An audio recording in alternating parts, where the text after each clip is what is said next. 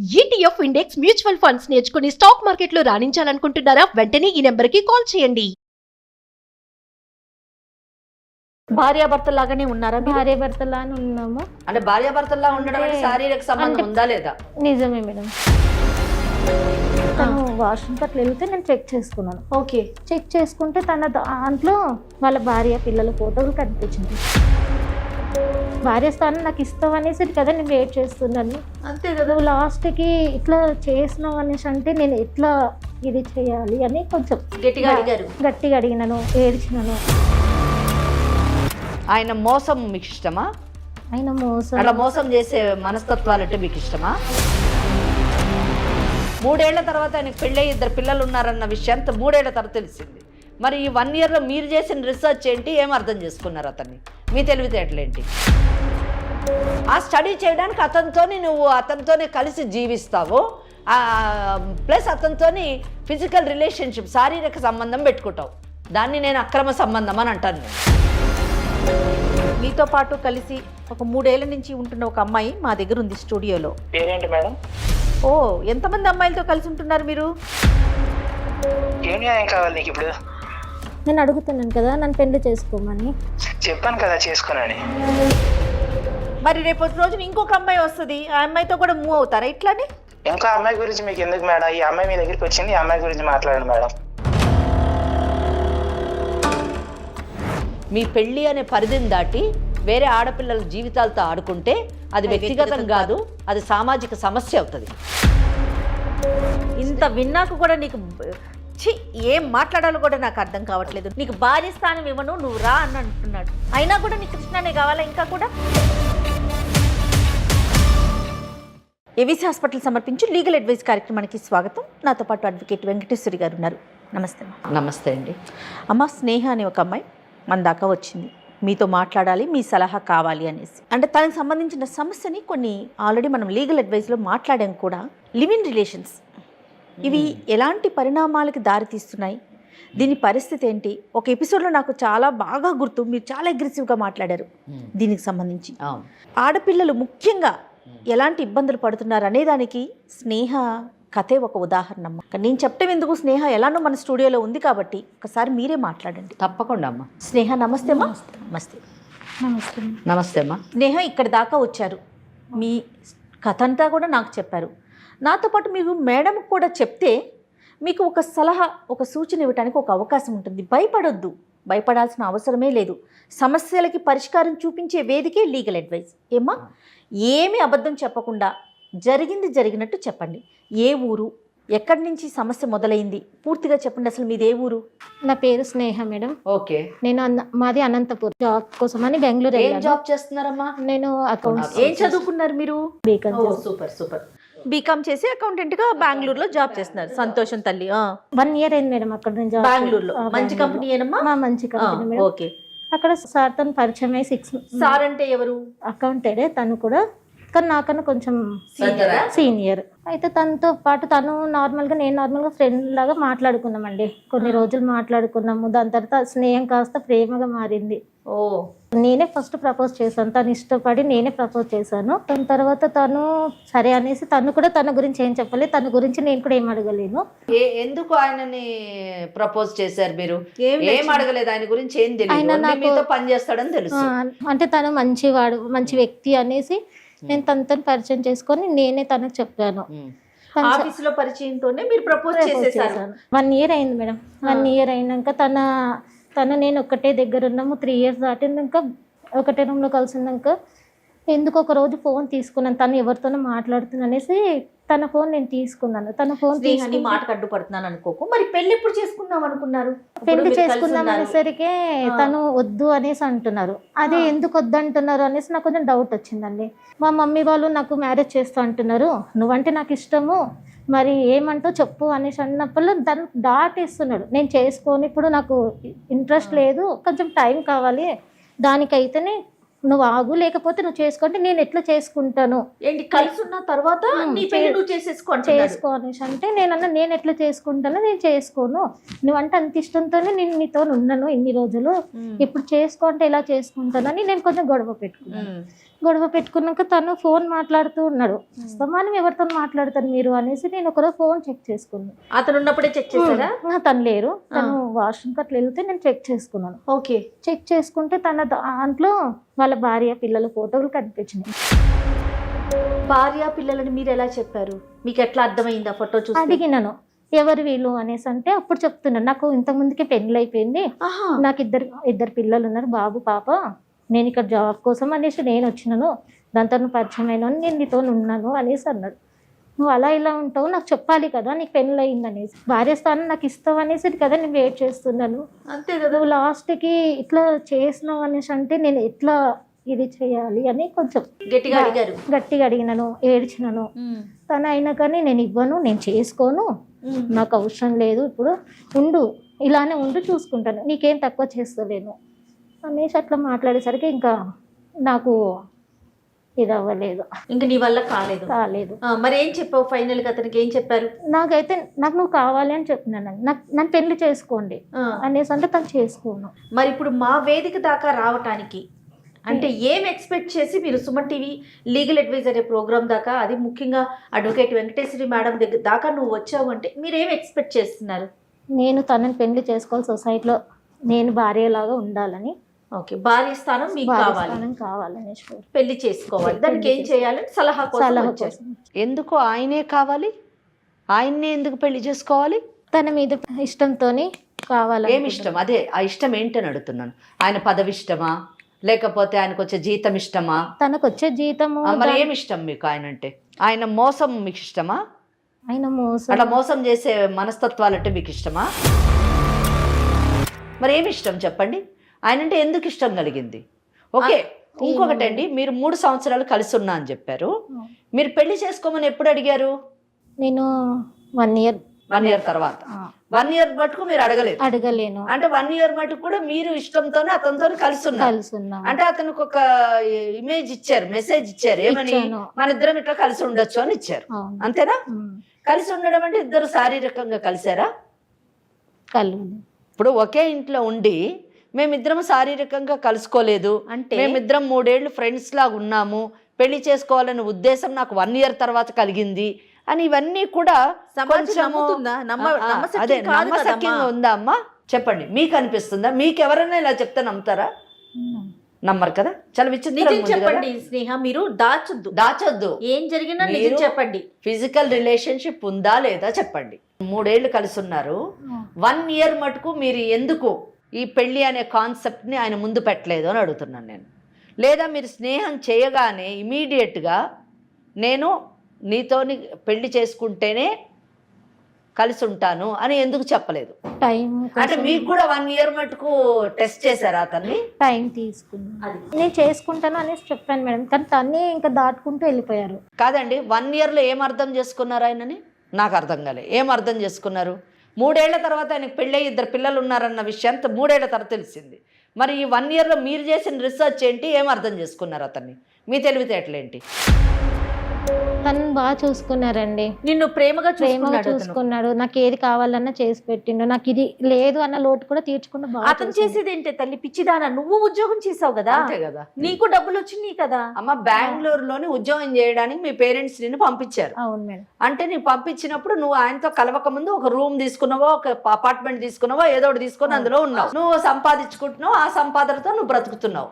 ఈయనతో పరిచయం అయిన తర్వాత ఈయనతో మూవ్ అయ్యావు నువ్వు. మళ్ళీ అతను నిన్ను చూసేది ఏముంది? సరే చూసుకున్నాడు, ఓకే. పెళ్లి ప్రస్తావన ఎందుకు తీసుకురాలేదు నువ్వు సంవత్సరం వరకు కూడా? అంటే నేను ఫస్ట్ అడిగినాను, ఫస్ట్ మ్యారేజ్ చేసుకుందామంటే వద్దు అని టైం తీసుకున్నాడు. సరే ఒకటే రూమ్. అప్పుడు వద్దు అన్నాడే తప్ప నాకు పెళ్ళయిందని చెప్పలేదు. నేను ఫొటోస్ చూసే వరకు తనకు పెళ్ళయిందన్న మాట కూడా నాకు చెప్పాలి. నిలదీసావా? పోనీ నిలదీసినాను. అంటే నాకు నువ్వు అంటే ఇష్టం ఉంది, అందుకని నీతో మూవ్ అయినా. 3 ఏళ్ళు మీరు కలిసి ఉన్నారు కదా, ఇద్దరికి శారీరక సంబంధం ఉందా లేదా అని నిజం చెప్పు. నువ్వు భార్యాభర్త లాగానే ఉన్నారా? భార్యాభర్తలానే ఉన్నాము. అంటే భార్యాభర్తలా ఉండడం అంటే శారీరక సంబంధం ఉందా లేదా? నిజమే మేడం, నిజమే, రైట్. ఎందుకంటే జయ మేడం ఎందుకు ఇన్నిసార్లు నేను ఇన్సిస్ట్ చేశానంటే, ఇద్దరు స్నేహితుల్లాగా ఒక రూమ్లో ఉన్నాము అంటే అంత అవసరం ఏమొచ్చిందండి? ఎవరి రూమ్లో వాళ్ళు ఉండొచ్చు, అంతే. స్నేహితుల్లాగా ఉండొచ్చు. అంతగానో ఆమె ఇన్సిస్ట్ చేస్తుందంటే ఎందుకు ఇన్సిస్ట్ చేస్తుంది? వాళ్ళ ఇంటోళ్ళు వేరే సంబంధం చూస్తారో అని అంటున్నారు, ఎందుకు వేరే వాళ్ళని ఆమె చేసుకోని అంటుంది? ఎందుకు ఇష్టపడలేదు? ఈయననే కావాలని ఎందుకు అంటుంది? ఇవన్నీ కూడా క్లారిఫికేషన్ కావాలి మనకి. అవునమ్మా, అందుకని నేను అడిగాను. కరెక్టేనమ్మా, కరెక్ట్. అంతే తప్ప నిన్ను ఏదో బాధించాలని కాదమ్మా. మేడం అడ్వకేట్ కాబట్టి పాయింట్స్ తెలియాలి కదా. సరే, ఇప్పుడు ఫైనల్గా ఏమంటావు? రిలేషన్ ఉంది కాబట్టి నిన్ను పెళ్లి చేసుకోమంటావు. మరి అతనికి పెళ్ళి అయింది, భార్య ఉంది, పిల్లలు ఉన్నారు, అయినా కూడా అతన్ని పెళ్లి చేసుకోవాలని అడుగుతున్నావా నువ్వు? అవును మేడం. అసలు అంటే నువ్వు ఆలోచించుకున్నావా తల్లి? నీ భవిష్యత్తు ఏంటి, నీ స్థానం ఏంటి? అది ఏం లేదు మేడం, తను కావాలి. ఎలా ఉన్నారమ్మా ఆడపిల్లలు? తను మరి నాకేం అర్థం కావట్లే ఏం మాట్లాడాలని. ఒక భార్య పిల్లలు ఉన్నా సరే నాతో ఉన్నాడు కాబట్టి నాకు అతనే కావాలి, అది భార్య స్థానమే కావాలంటే అది ఎలా సాధ్యమమ్మా? అంటే ఈ కేసులో నేను కూడా కొంచెము స్టార్టింగ్ నుంచి తన అమాయకురాలో తెలివైన అమ్మాయో నాకు ఈ కేసు నేను కూడా బ్లాంక్ అయ్యాను.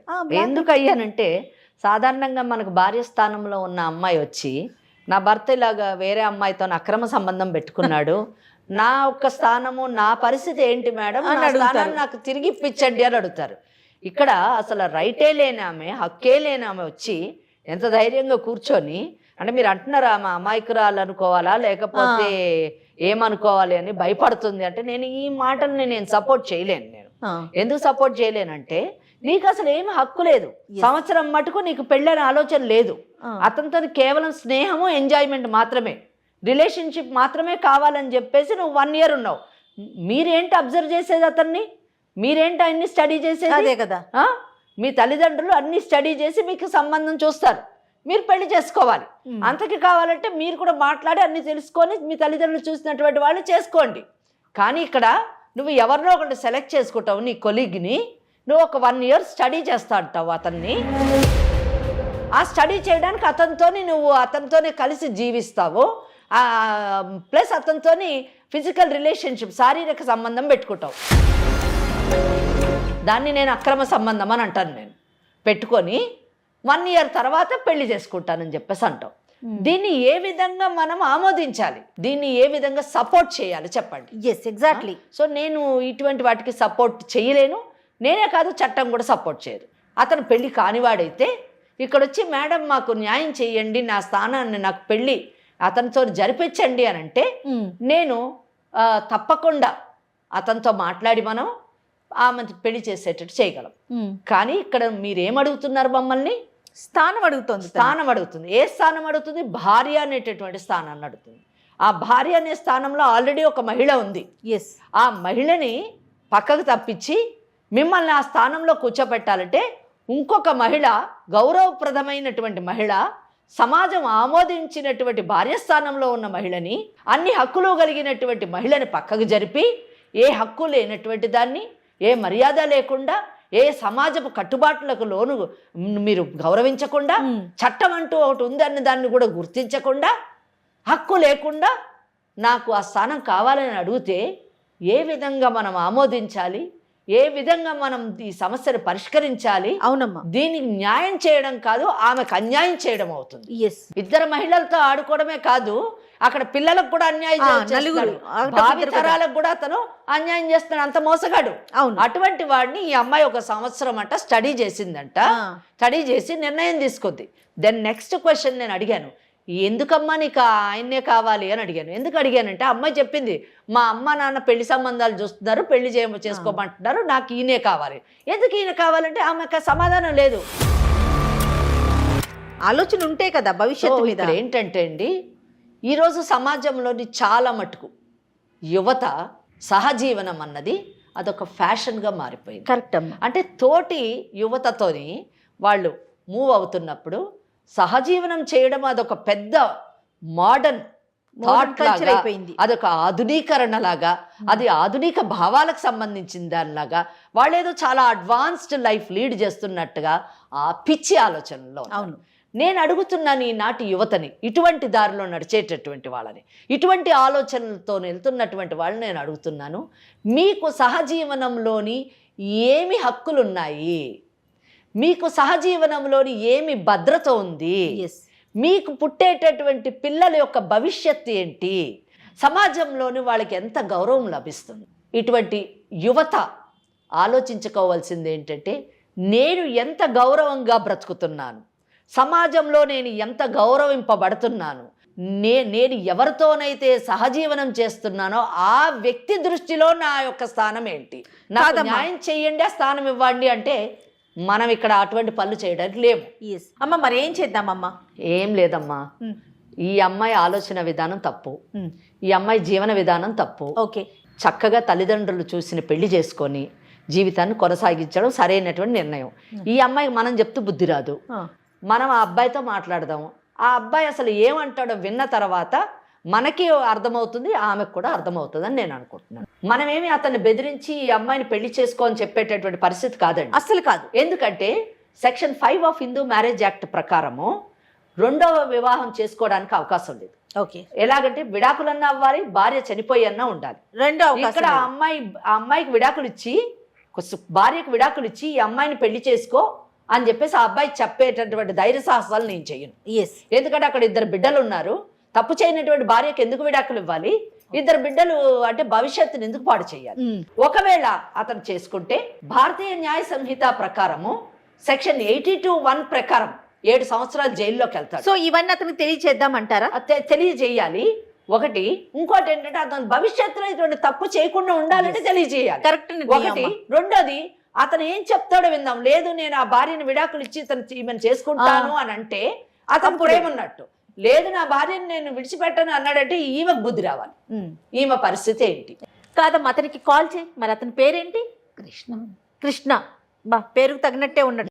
ఏంటి వీళ్ళు ఇట్లా అనేస్తున్నారు, బిక్క చూపులు చూస్తా ఉన్నావు. ఒకసారి కాల్ చేస్తావా, మాట్లాడదామా? అమ్మా, తను మాట్లాడటానికి ఇబ్బంది పడతా ఉంది. నేనే ఒకసారి కాల్ చేస్తాను, తప్పకుండా ఒకసారి మాట్లాడతాను, వినండి మీరు కూడాను.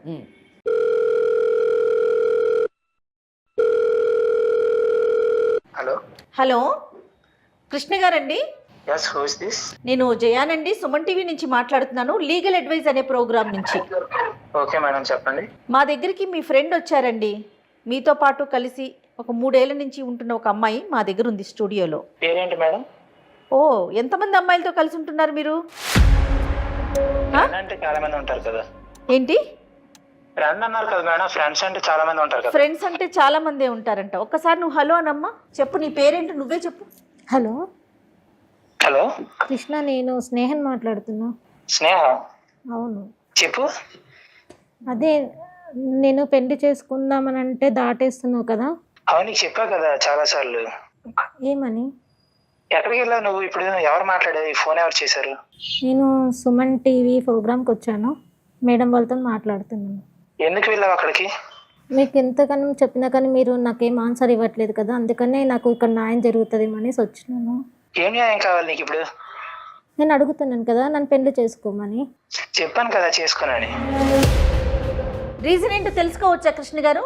చాలా చాలా స్ట్రాంగ్ గా చెప్తున్నారు మీరు. రీజన్ నాకు ఏంటో? ఆల్రెడీ పెళ్ళి అయింది మేడం, నేను ఎలా మళ్ళీ ఆమెను పెళ్లి చేసుకోగలను?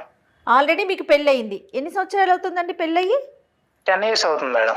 10 సంవత్సరాలు అవుతుంది మీకు పెళ్ళయి. మరి స్నేహతో కలిసి ఎలా ఉన్నారు? మరి అమ్మాయి పెళ్లి చేసుకో అని చెప్పే వరకు కూడా తనతో సంసారిక జీవితం ఎలా గడిపారండి? రీసెంట్ గా 3 years గురించి ఆ అమ్మాయి తెలుసు మేడం నాకు. 3 సంవత్సరాలు కలిసి ఉండటం అనేది మీ లెక్కలో రీసెంటా? నాతో పాటు అడ్వకేట్ వెంకటేశ్వరి గారు కూడా ఉన్నారండి స్టూడియోలో. మీరు చాలా జాగ్రత్తగా మాట్లాడండి, మీరు మాట్లాడేది ఏదైనా అర్థమవుతుందండి. నాకెందుకు మేడం, మీరు ఎందుకు మాట్లాడుతున్నారు? ఇప్పుడు ఎందుకు చేశారో చెప్పండి మేడం. ఇదంతా ఎందుకు చేశామంటే సమస్య మా దాకా వచ్చింది కాబట్టి. ఇప్పుడు ఇవన్నీ మా పర్సనల్ విషయాలు మేడం, వీటిలన్నింటిలో మీకు ఎందుకు మేడం విషయాలని? ఖచ్చితంగా మీ పర్సనల్ విషయాలు మాకు అవసరం లేదు, కానీ సమస్య ఉంది, మాకు న్యాయం చేయండి అని స్నేహ మా దాకా వచ్చింది కాబట్టి నీతో మాట్లాడుతున్నాము. స్నేహ గురించి చెప్పాను మేడం ముందు నుంచి, తన మ్యారేజ్ అయితే తనతో కుదరదని చెప్పాను. మీరు డే 1 చెప్పారా? ఎప్పుడైతే కలిసి ఉండబోతున్నారో అప్పుడే చెప్పారా? స్టార్టింగ్ లో తెలియదు కదా మేడం, అలా ప్రొసీడ్ అవుతామని తెలియదు కదా మేడం. కొద్దిగా అప్పుడు అలా మూవ్ అయ్యాం, అనుకోకుండా అలా అయింది. తెలిసిన తర్వాత ఆమెకు చెప్పాను నేను. మూవ్ అయ్యే వరకు మీకు తెలీదు, మూవ్ అయిపోయాక అనుకోకుండా తెలుస్తుంది. ఆ అనుకోకుండా తెలిసినప్పుడు అప్పుడు చెప్తారు మీకు పెళ్లి అయిపోయింది ఆల్రెడీ, నేను పెళ్లి చేసుకోనని. మరి రేపటి రోజున ఇంకొక అమ్మాయి వస్తుంది, ఆ అమ్మాయితో కూడా మూవ్ అవుతారా ఇట్లానే? ఇంకా అమ్మాయి గురించి మీకు ఎందుకు మేడం? ఈ అమ్మాయి మీ దగ్గరికి వచ్చింది, ఈ అమ్మాయి గురించి మాట్లాడండి మేడం. ఇంకొక అమ్మాయి గురించి మేము మాట్లాడటానికి లేదు. అవును మేడం. మేడం. అంటే మనం సమాజంలో ఉన్నామమ్మా, మనుషుల మధ్యనే ఉంటున్నామా, అడవిలో బతుకుతున్నామా? Of course madam. సమాజము, చట్టము, మనుషులు, మంచి చెడు ఇలాంటివి లేవా మనకి? ఏం మాట్లాడుతున్నారు మీరు? మీకెందుకు అనుకుంటా, మాకు అవసరం, మా దాకా వచ్చింది కాబట్టి మేము వచ్చామా మీ దగ్గరికి. ఆ అమ్మాయి పెళ్లి చేసుకోమంటోంది, మరి పెళ్లి చేసుకుంటారా? నేను చేసుకోను మేడం. వింటున్నావా? పెళ్లి చేసుకోండి అని చెప్పి ప్రోత్సహించడానికి మేము కాల్ చేయలా. భవిష్యత్తులో ఇలాంటి ఎదవ పనులు చేయకుండా ఉండాలి, ఇలాంటివి చేస్తే నీకు ఎలాంటి శిక్షలు పడతాయో మేడం ద్వారా చెప్పించడానికే కాల్ చేశాను.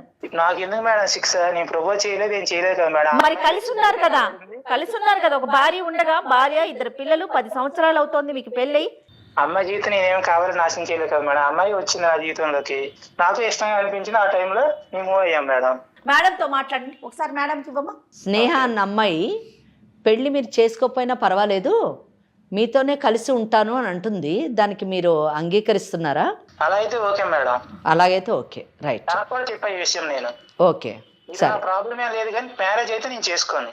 ఓకే సరే, ఖచ్చితంగా ఖచ్చితంగా పెళ్లి చేసుకోరు, ఎందుకంటే మీ భార్య పిల్లలు ఉన్నారు కాబట్టి. పిల్లలు ఉన్నారు. ఓకే, వాళ్ళకి ఆ అమ్మాయికి మీరు విడాకులు ఇచ్చే అవకాశం ఉందా అండి? భార్యకి విడాకులు సిచ్యుయేషన్ లేదు. సరే, కనీసం మీ భార్యకి ఈ స్నేహతోని నాకు సంబంధం ఉంది, నేను ఈమెతోని బెంగళూరులో ఉంటాను, మీ భార్య ఎక్కడ ఉంటారండి? చెప్పండి మేడం, మా పర్సనల్స్ అన్ని. కాదు, ఏరియా ఎక్కడ? ఆంధ్రప్రదేశ్లో ఉంటారా, తెలంగాణలో ఉంటారా, ఎక్కడ ఉంటారు? హైదరాబాద్లో. ఓకే, మీ భార్యతోని నువ్వు హైదరాబాద్లో ఉండు, నేను ఈ స్నేహ అన్న అమ్మాయితోని బెంగళూరులో ఉంటానన్న విషయం చెప్తారా అండి? చెప్పారా? చెప్పండి మేడం, నేనే చెప్తాను మేడం మా భార్యకి. పెళ్ళైన విషయాన్ని మీరు చెప్పారా అండి, ఆ అమ్మాయి తెలుసుకుందా? అమ్మాయి నాకు అడిగింది ఒక రోజు, మొబైల్ చూసినప్పుడు ఫొటోస్ చూసింది, అడిగినప్పుడే చెప్పాను నేను. అది ఎంత కాలానికి, అంటే మీరు కలిసి ఉండడం మొదలెట్టిన తర్వాత ఎంత కాలానికి చెప్పింది? 1 year తర్వాత తెలిసింది. అంటే మీరు ముందు చెప్పలేదు, స్నేహం పరిచయం అయినప్పుడు నాకు పెళ్ళయింది, 2 పిల్లలు ఉన్నారని మీరు చెప్పలేదు? రాలేదు. ఓకే. సో 1 సంవత్సరం మీరిద్దరూ కలిసి ఉన్నప్పుడు కూడా మీరు చెప్పలేదు? రైట్. సరే కృష్ణ, ఇప్పుడు నేను ఏమి మాట్లాడను మీతోని, కానీ ఒక్క విషయం మాత్రం మీకు చెప్తున్నాను. కొన్ని పనుల్ని నేరాలుగా చట్టం పరిగణిస్తుంది. ఆ నేరాలకి శిక్ష అంటూ ఒకటి ఉంటుంది. అది మీకు నచ్చినా నచ్చకపోయినా కూడా అది జరిగిపోతూనే ఉంటుంది. నేను మీకు ఎందుకు చెప్తున్నా, వినండి బాబు, వినండి. నేను మిమ్మల్ని ఏం అనట్లేదు. మీ భార్యకు విడాకులనిచ్చి ఈ అమ్మాయిని పెళ్లి చేసుకోండి అని నేను చెప్పను. అలాగే అయితే మీరు ఒకటి చెప్పారు, ఈ అమ్మాయితో పెళ్ళి అయితే చేసుకోను, కానీ ఈ అమ్మాయితో ఉండడం అయితే ఉంటానన్నారు. మీకు పెళ్ళి అయిన విషయాన్ని 1 సంవత్సరం తర్వాత ఆ అమ్మాయి తెలుసుకుంది, కానీ మీరు చెప్పలేదన్నారు. అడిగినప్పుడు చెప్పారు.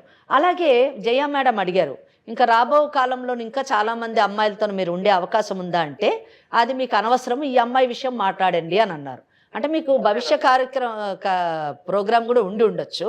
సరే, అది మంచిది, మా వ్యక్తిగత విషయం అని అన్నారు. సో వ్యక్తిగత విషయమే, కరెక్టే. మీరు పెళ్లి చేసుకొని మీ పిల్లల్ని, మీ కుటుంబం, ఇవన్నీ వ్యక్తిగతం. మీ పెళ్ళి అనే పరిధిని దాటి వేరే ఆడపిల్లల జీవితాలతో ఆడుకుంటే అది వ్యక్తిగతం కాదు, అది సామాజిక సమస్య అవుతుంది. అంటే ఆడపిల్లల జీవితాలు పాడు చేస్తూ ఉంటే చూస్తూ ఊరుకోవడానికి చట్టం ఏం కళ్ళు మూసుకొని ఉండదు. కానీ అదే చేయలేదు, అదే చెప్తున్నాను. ఇది మీ అవేర్నెస్ గురించి చెప్తున్నాను, మిమ్మల్ని ఏమి అనట్లేదు నేను. భారతీయ న్యాయ సంహిత అని ఒక చట్టం ఉంది. ఈ చట్టంలోని సెక్షన్ 82(2) ప్రకారము ఏ మగవాడైనా కానీ తనకు పెళ్ళైన విషయాన్ని చెప్పకుండా వేరే స్త్రీతోని పెళ్లి చేసుకుంటానని కానీ, లేదా ఏం చెప్పకుండా శారీరక సంబంధం కానీ పెట్టుకుంటే 10 సంవత్సరాలు శిక్షకి లోనవుతాడు కంప్లైంట్ ఇస్తే. అదే చెప్తాను నేను.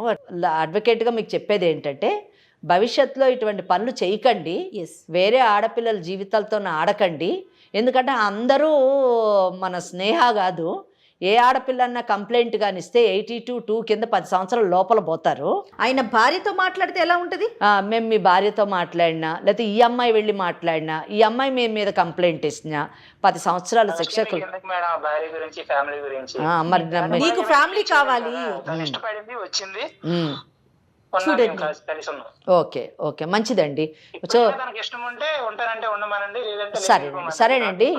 ఇష్టపడి వచ్చే ప్రతి అమ్మాయిని మీలాంటి మగవాళ్ళు పెళ్ళి అనేటటువంటి చేసుకోకుండా, భార్య అనే స్థానం ఇవ్వకుండా ఉపయోగించుకొని వేసుకున్న బట్టల్లాగా వేసుకొని మరుసటి రోజు తీసి పడేస్తారు.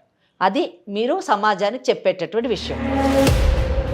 మీరు ఇంకొకటి కూడా అంటున్నారు, మాకెందుకు చట్టం అని అంటున్నారు. మాకెందుకు ఇటువంటి అనండి, ఆమెకి ఇష్టమైంది వచ్చింది, ఏం చేసుకుంటుందో అది చేసుకోండి, మా భార్య మా పిల్లల గురించి మాట్లాడొద్దు అంటున్నారు. అంటే మీ భార్య ఒక ఆడపిల్ల, ఒక మంచి గౌరవప్రదమైనటువంటి మహిళ, మీకు ఒక కుటుంబం ఉంది, మీకు పిల్లలు ఉన్నారు. కానీ వేరే తల్లిదండ్రుల కన్నా ఆడపిల్లలు కాదు, వారు గౌరవమైన మహిళలు గారు, వాళ్ళు సంసారానికి పనికిరారు. మీరు మాట్లాడిన ప్రతి మాట యువతకు స్నేహాల లాంటి పరిస్థితిలో ఉన్న ప్రతి ఆడపిల్ల వినాలి, వాళ్ళ స్థానం ఏంటో తెలుసుకోవాలి. కనుక జయ, నేను వీరితో ఎక్కువ మాట్లాడలేమమ్మా. కేవలం ఎందుకు మాట్లాడానంటే భవిష్యత్తులో ఇంకా వేరే ఆడపిల్లల జీవితాలు పాడు చేయకూడదని చెప్పాను. నాకు అక్కర్లేదు చట్టం అన్నాడు కానీ 100% నోట్ చేసుకుంటాడు. ఖచ్చితంగా భయం ఉంటుంది కదా. ఆయన కంటే కూడా కృష్ణలాంటి వాళ్ళకి ఎంత చట్టం చెప్పినా కృష్ణలాంటి మోసగాళ్ళు సమాజంలో ఉంటూనే ఉంటారు. ఖచ్చితంగా. ఎప్పుడు ఉంటారు తెలుసా అండి? మోసపోయే వాళ్ళు ఉన్నంత లాంటి పిల్లలు ఉన్నప్పుడు మోసపోయే వాళ్ళు ఉన్నంత కాలం ఉంటారు. స్నేహాల ఆలోచించే ప్రతి ఆడపిల్ల కూడా కృష్ణ మాటల్ని అర్థం చేసుకోవాలి. ఎంత తేలిగ్గా మాట్లాడుతున్నాడమ్మా ఆడపిల్లల్ని, ఇంత విన్నాక కూడా నీకు ఏం మాట్లాడాలో కూడా నాకు అర్థం కావట్లేదు. నీకు భార్య స్థానం ఇవ్వను, నువ్వు రా అని అంటున్నాడు. అయినా కూడా నీకు కృష్ణనే కావాలా? ఇంకా కూడా వద్దు మేడం, జాబ్ చేసుకుని నా లైఫ్లో నేను హ్యాపీగా ఉంటాను మేడం. జాబ్ కాదమ్మా, ముందు జాబ్ కాదు నీకు అసలు. అటువంటి వాడిని నిజానికి ఇంకా నాకు మాటలు రావట్లేదు. చీ అని ఒక పదం ఉపయోగించారు అంతే, దట్స్ ఆల్. వాడితోని 3 సంవత్సరాలు నువ్వు ఉన్నందుకు అసలు సిగ్గుపడాల్సిన విషయం. నీకు బుద్ధి వచ్చి ఉండాలి. నాకు తెలిసి ఆ మాటలు విన్న తర్వాత ఫస్ట్ ఆ జాబ్ మాను, బెంగళూరు నుంచి మీ ఊరికి షిఫ్ట్గా నీ జీవితంలో జరిగింది ఒక లెసన్. వీలైనంత మటుకు ఏ ఆడపిల్ల కూడా ఇటువంటి సమస్యల్లో పడకుండా వీలైతే కాపాడు, అవేర్నెస్ ఇవ్వు, నీ వంతు నీ ప్రయత్నం చేయి. సరేనా? ఓకే. ధైర్యంగా ఉండాలమ్మా. అమ్మ మరి ఏం చేద్దాం? ఏం చేస్తాం జయ? ఒక్కటే ఇందులో ఇటువంటి సమస్యలకి పరిష్కారం 2 విషయాలు. ఒకటి, ఆడపిల్లలు అప్రమత్తంగా ఉండాలి. తమ భవిష్యత్తును తామే తీర్చిదిద్దుకోవాలి. ఆ భవిష్యత్తును తీర్చిదిద్దుకోవడంలోని అందంగా తీర్చిదిద్దుకోవడమే కాదు, సమాజం ఆమోదించేటట్టుగా కూడా కరెక్ట్. ఆ భవిష్యత్తుకు ఒక భద్రత ఉండాలి. రెండోది, ఒకవేళ తెలుసో తెలియకో చూడండి, స్నేహాలాగా అమాయకంగా ఒకవేళ ఇటువంటి రొచ్చులో పడ్డా కానీ తిరిగి దాంట్లోంచి బయటకు వచ్చి భవిష్యత్తులోని ముందుకు సాగాలి. అవసరమైతే ఒకవేళ నిజంగా బుద్ధి చెప్పాలి అని అనుకుంటే సెక్షన్ 82(2) ప్రకారము మరి కేసు కంప్లైంట్ వెయ్యాలి, వాడికి శిక్ష పడేటట్టు చూడాలి. లేదు వద్దంటారా, పెళ్లి చేసుకొని ముందుకు కొనసాగండి. ఇది నేను చెప్పదలుచుకున్నాను. తప్పకుండా అమ్మా. అయితే నాకు స్నేహతో నాకు ఏమనిపించిందంటే, మీరు ఏదైనా అవకాశం ఇస్తే ఒక 2-3 సార్లు మీతో కూర్చొని మీ కౌన్సిలింగ్ కనుక తను ఫాలో అయితే, వినగలిగితే, మీరు ఆ టైం కేటాయించగలిగితే తన జీవితానికి ఒక అర్థం ఉంటుందేమో అనిపిస్తుంది. తప్పకుండా అండి. ఇంకొకటిని కూడా చెప్పాలనుకుంటున్నా జయ గారు, ఇటువంటి కార్యక్రమాల్లో మేమేదో కుటుంబాలని విడదీయాలనో లేకపోతే ఆడవాళ్ళకి విపరీతమైనటువంటి చట్టపరమైనటువంటి అవగాహన ఇచ్చేసి మగవాళ్ళకి అన్యాయం చేయాలన్నదో మా ఉద్దేశం కాదు. చట్టం పైన అవగాహన కలిగించడము అంటే ఆడవాళ్ళ హక్కుల్ని ఎంత పరిరక్షిస్తున్నామో మగవాళ్ళని అంత జాగ్రత్త కూడా పరుస్తున్నాము అన్న విషయాన్ని మర్చిపోకూడదు. చట్టం అంటే ఆడ మగ లేదు కదా. మీరు నేరం చేసినప్పుడు ఎటువంటి శిక్షలు పడతాయి కనుక నేరానికి ఎంత దూరంలో ఉండాలి మీకు అనే అవగాహన మీకు కల్పించడానికి ప్రయత్నిస్తాం. ఖచ్చితంగా. మేడం గారి నెంబర్ నీకు ఇస్తాను, అలా అసిస్టెంట్ నెంబర్. మేడం టైం తీసుకుని ఒక 2-3 సార్లు మేడంతో నువ్వు కూర్చొని మాట్లాడు. సరేనా? సరే. ఓకే, రైట్ అమ్మా. Thank you. నమస్తే.